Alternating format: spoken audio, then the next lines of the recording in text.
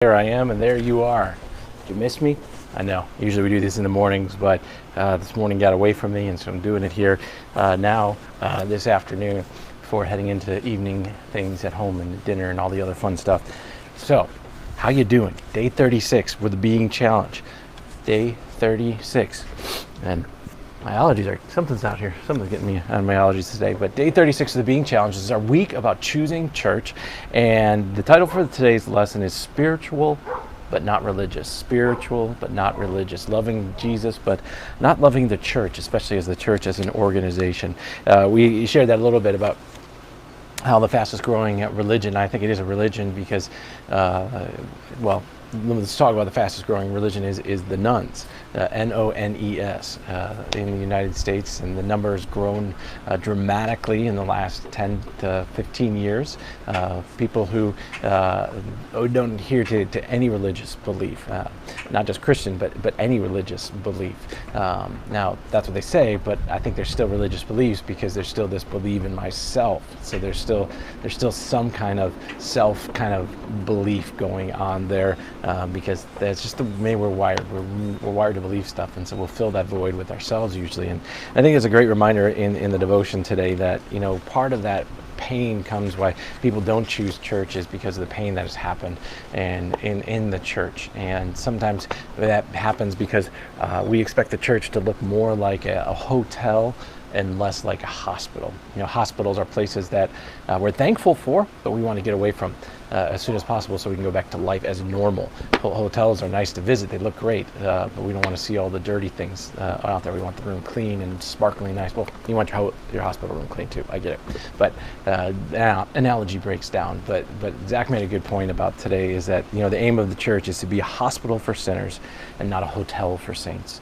Hospital for sinners. That's because that's what we all are. In fact, that's what we do every single time we gather together in our corporate worship. We confess that we are sinners. We are poor, miserable sinners with nothing to offer God or the world, but Jesus has everything to offer to us in life, forgiveness, and salvation in His name.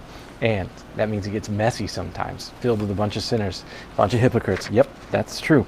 But that's not an excuse to not be connected to the church, because that's who we always will be and always are. We gather because we need what God has for us when we gather to pour out on us His forgiveness, life, and salvation. So it's always a tendency to want to make the church militant, the church on earth, look like the church triumphant, perfect in the presence of Jesus. But that's only going to happen in the presence of Jesus when He returns. Up until that time, we are going to get messy and we're going to get dirty. I'll say it over and over again that the church is messy. When it's done right, it's going to be messy. It's not going to be just that term that we like to use, black and white. It's going to be a lot of gray, a lot of things that aren't always clear. But that's because we're down in the dirt, getting dirty.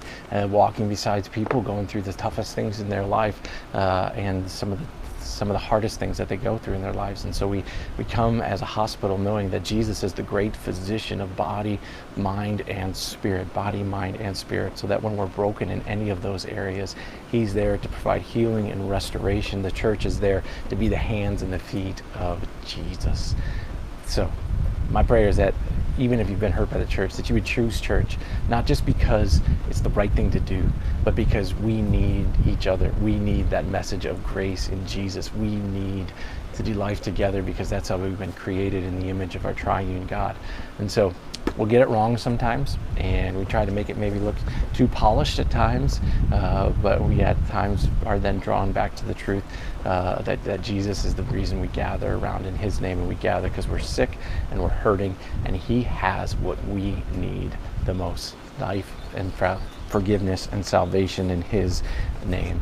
My prayer is that you can choose church too, and that where there's forgiveness, that you would give it. Where there's brokenness, you would seek restoration and healing.